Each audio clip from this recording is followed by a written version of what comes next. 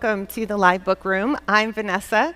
I came to Elixir by way of Erlang many, many years ago, and I'm currently an engineering manager of 2 Elixir teams at the SCORE. And today, I am going to use critical theory as a framework for finding value in Livebook, Elixir's computational notebook. There's a lot of instructional things I can probably skip at this point if you've been at all of these, but let's start with critical theory. Critical theory is a philosophical approach to culture that seeks to confront the social, ideological, and historical forces that both constrain and create it. So, for example, modernism as a movement was a reaction to the Enlightenment, as well as to death on a massive scale in World War I. It involved increases in secularization as well as industrialization, and their major beliefs were that there is a single reality, an objective truth, and absolutes. Some cultural examples of modernism: you've got Virginia Woolf's novel Mrs. Dalloway, Samuel Beckett's play Waiting for Godot, and The Dance of Martha Graham. Postmodernism was a reaction to the assumed certainty of scientific efforts to explain reality during modernism. It's a result of progress in feminism and multiculturalism, as well as advanced consumerism and World War II. It's marked by these beliefs. Reality is a construct. Truth is subjective, and there are no absolutes. Cultural examples of postmodernism: you've got Quentin Tarantino's film Pulp Fiction, the graphic novel Mouse by Art Spiegelman. And then we move into our current age, metamodernism. So it's represented by a yearning for meaning after the cynicism of postmodernism, and it's a result of the internet as well as climate change and global conflict. Characteristics of metamodernism include sincerity, hope, and romanticism. Metamodernism holds the belief that, well, there's a possibility of a complex, changeable reality. Truth shifts between subjective and objective, and absolutes exist, but they evolve for us individually.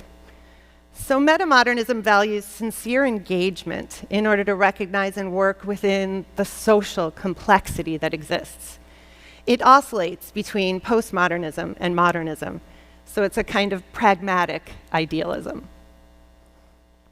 Some cultural examples of metamodernism: we have Everything Everywhere All at Once by Daniel Kwan and Daniel Scheinert, Jennifer Egan's book A Visit from the Goon Squad, and Donald Glover's television series Atlanta, along with his music as Childish Gambino. Metamodernism expects us to be comfortable engaging with complexity. But how can we, as software engineers, create value for users who are existing and evolving in the metamodern age? Well, we can sincerely engage with complexity. And engagement matters for us because programming languages are not read only by machines, they're read by other humans.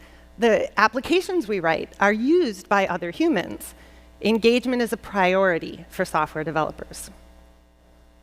Oops, skipped ahead. And research also tells us that companies need to engage metamodern users because they want real, meaningful experiences that are also safe and secure. So this framework of critical theory has got us to a point where we can see how important it is to engage with complexity. So let's see how we can achieve that through Livebook. So we have many ways to engage with code. We can have documentation, logs, but I'm going to show you how Livebook is one of those. So there are 4 examples of how Livebook can help us engage with data and with people. We're going to look at data twice, and we're going to have some help with debugging, and lastly, we're going to build trust and safety. First, data. We're going to take a look at the Google Books Ngram API, which provides data about how words occur in the corpus of publications written in English. Imagine the complexity of that data set. So we are going to wrangle some of that complexity into charts with smart cells.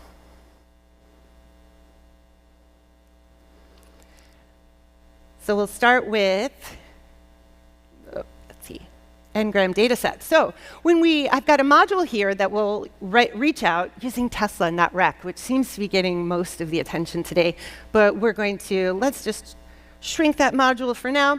And we will say, we are reaching out to Google Ngram API to search for a particular word. And we're going to use some words that represent the cultural epochs we just introduced ourselves to.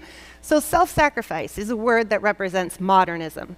So let's see if there is anything in the data that can correlate to that. So if we chart the data that we get back from the API, which includes information about the year and both an absolute match and a relative match, we can assign that to a variable. We'll use a bar chart. We'll put the year as the x-axis and the relative match count as the y-axis. And the color will allow us to see the different ages. So the word self-sacrifice had a lot of use during the Enlightenment, another peak during World War I, which makes sense, and a little bit of a resurgence we can see here, probably the Vietnam War. And then we can see it had a dip, but it's coming back. It's coming back a little bit. And before we look at the rest of the words, let's take advantage of something that was shown earlier today. Let's look at this as an app. It's a little bit easier to engage with. Another way to look at this, the modern age, is with the word duty. And it had some of its peaks during World War I, the Depression, but then a steady decline, which I'm sure we can all say there's probably some American cartoons that are responsible for the fact that that word isn't used anymore. And now we can move into postmodernism. We'll start with the word skepticism, which has a steady rise, especially through postmodernism, sort of a rocky usage in metamodernism. And this is my favorite. Counterculture seems to appear out of nowhere during the late 60s, which is when it came into fashion to describe the youth, the teenagers of that era. It had a little dip, but it's really come back into fashion. Now some meta-modern words. We can see collaboration. Again, there's a peak during World War II, and then we've had a steady increase in its usage over the years, and even more pronounced with the word engagement, which is having its heyday. And so Livebook has given us a way to easily visualize this data in a way that makes it easy to engage with.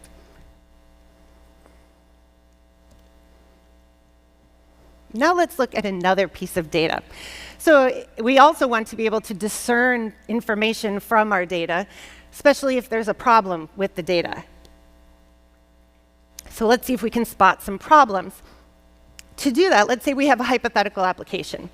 It's called Scholarship Companion, and it gathers data on professors to help students choose a university best suited to their academic goals. To get that data, we reach out to external APIs and get professors' publications, the topics, and all of those things about the publication to gather about their field. We'll begin there with the professors' publications. Now, disambiguating scholars' bodies of work is complex, and I had a whole other talk a couple years ago on how complex it can be. But we engage with complexity. So let's take a look at some information about publications. So here we have a Kino cell that is Kino Shorts. It's a shortcut to be able to choose different universities. We'll start with the University of Pennsylvania. And then we can chart the data using Vega Lite. We'll have both a pie chart and a bar chart. And this is coming from OpenAlex, which is an external API that delivers information about scholars and their publications. And we're organizing it by year. So we can see the University of Pennsylvania has a balanced publication count per year, sort of gradually getting larger there for a bit, but pretty standard, pretty balanced. And you can see it even more clearly with a bar chart. Let's select a different university. And if we were the team responsible for ingesting this data, this might be a helpful tool for us to just eyeball the data in addition to any alerts we might have or monitors or observation. So we've got a bar chart here, things looking good and pretty standard across all of the universities. Even Dartmouth, let's see, smaller school, but we've still got a pretty balanced number of publications across the years. And then University of Michigan, go blue. And let's take a look. And something has gone terribly wrong, because I am guessing that as wonderful as the professors at the University of Michigan are, they did not publish 450,000 articles or works or books during 2022. And so either there is a problem with our ingestion of the data or the external API, or maybe U of M is trying to get away with something. Or maybe they just saved them up and only committed them for 2022, or 2022, excuse me. So this can be a way to get eyeballs on the data, especially when it matters, and especially for the eyeballs who know when there's a problem. That's a really egregious problem, but for those that know the data, it's going to be easier to spot even smaller to spot problems. Now, let's take a look at debugging. So we can explore how Livebook can empower Scholarship Companion and the users of Scholarship Companion to debug on their own. And I think Hugo had introduced this in his talk too. So let's take a look at one other feature of what we can do to use DBG. So remember, we gather publication data for university professors, and the ingestion team discovers that a professor's name is misspelled in our UI. So can we empower that ingestion team to be able to get as much information about where and how that misspelling is occurring, and maybe even come up with some solutions on their own?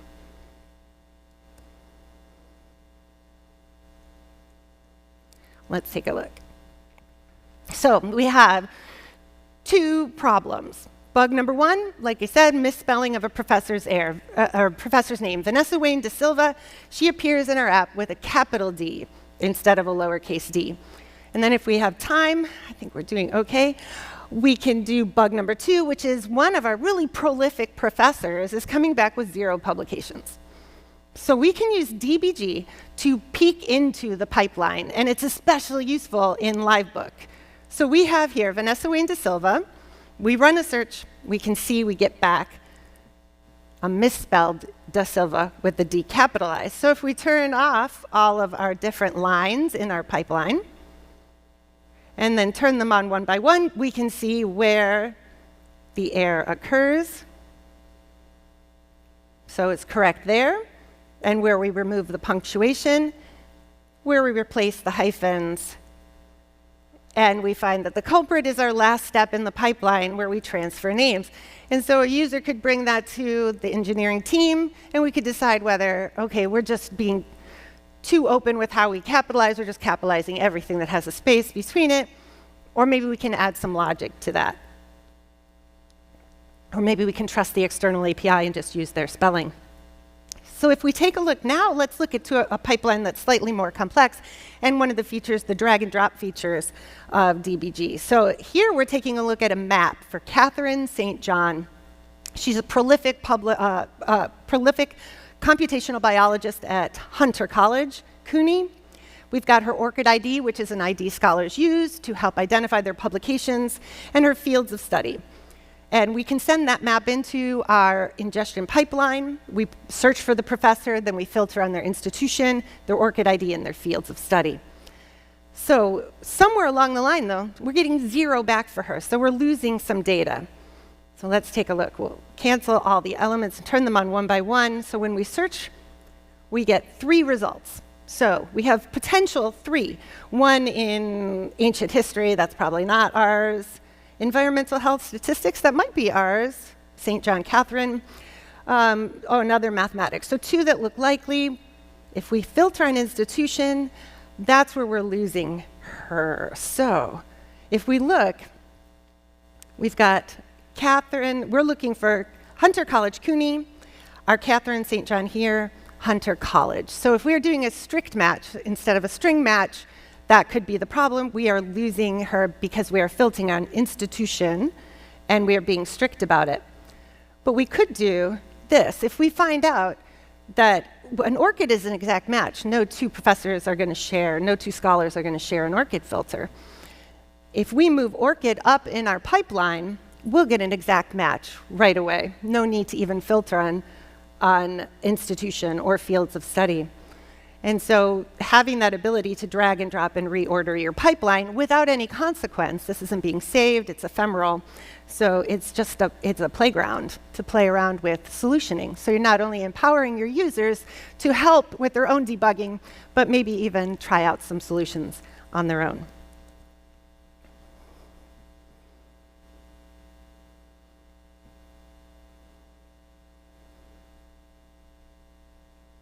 Back up, sorry about that. Now let's take a look at trust and safety. So as cultural residents of the meta-modern age, people want meaningful experiences that are both safe and secure. And we want to protect our users, both internal and external. But unfortunately, Software Companion has harmed one of our internal users. So when students register for our service, they upload a government ID. And we have to internally verify that ID. Well, not surprisingly, a student uploaded an inappropriate image, and a member of our team saw that image. So we want to reduce the chances of that happening again. And Livebook does have a tool we can use for that. So we can use some neural networks in Livebook to help do some of the initial scanning on those images. So let's take a look at what we can do to increase trust and safety amongst the teams at Scholarship Companion. So we can use Bumblebee image captioning. We've seen a little bit of that today. We can go through that really quickly. And then another that's really fun is using face detection from MediaPipe. So Bumblebee, one of Numerical Elixir's libraries, Axon, provides neural networks, and Bumblebee provides pre-trained models that can work on top of Axon, and it integrates with Hugging Face. So it's really easy to use, for example, Salesforce's image captioning, so image to text, and I've evaluated these already, so we can take advantage of that. And this creates, as we saw earlier today, a serving, an NX serving or a serving, which encapsulates batches of NX computations. And here we're just doing a one-off on the fly, but they can be used to run servers that then batch these requests so you can make predictions and use them, ask for predictions anywhere in your application. And we are going to then, so we'll go out to the directory of our government ID images. We can loop through them, enumerate over them, send them to the serving, which will run them against the model and give them a caption. And we can see here we have one that's obviously a driver's ID card. We have a shopping rewards card. We have a student ID and a scary clown face, which we could immediately delete, and a woman's ID card, not sure if it's a driver's license, and then one accurately identified as a driver's license. But so if we were to also, in addition to that, use face detection, Media Pipeline makes that really easy. So they provide a lot of examples. So the web-based example is JavaScript, HTML, CSS, which you can incorporate very easily using Keynote.js. So in just a few lines of code, we can get face detection. So it will detect faces in both still and moving images, and we'll also notice some features. So if we ask it to detect faces, we get a confidence rating, as well as the red dots that tell us where different features are. And we didn't delete the clown face fast enough, but it did not have any confidence that that was a human face. So we could also layer this on to increase the trust and safety that we have across our teams by maybe protecting some of our internal teams from images we would rather that they don't have to look at. So that solution will help us engage both internally, and on the ones before that can help us both internally, externally. And critical theory sort of provided a useful framework for us to find some value in Livebook, and our 4 examples demonstrated ways to sincerely engage with data and users, no matter how complex the data and users may be. So I hope that some of this can be useful to you as you head back home. And if you're looking for information on Livebook, you can check out their homepage and the notebooks provided in the NX repositories. Or if you want to get involved, their community can really benefit if you participate in Kaggle competitions using NX. And Sean Moriarty has a book coming out this fall, which is Clown Season. And thank you again for joining me here today. And I would love to talk to you more about Livebook if you have anything you'd want to talk about. Thanks so much.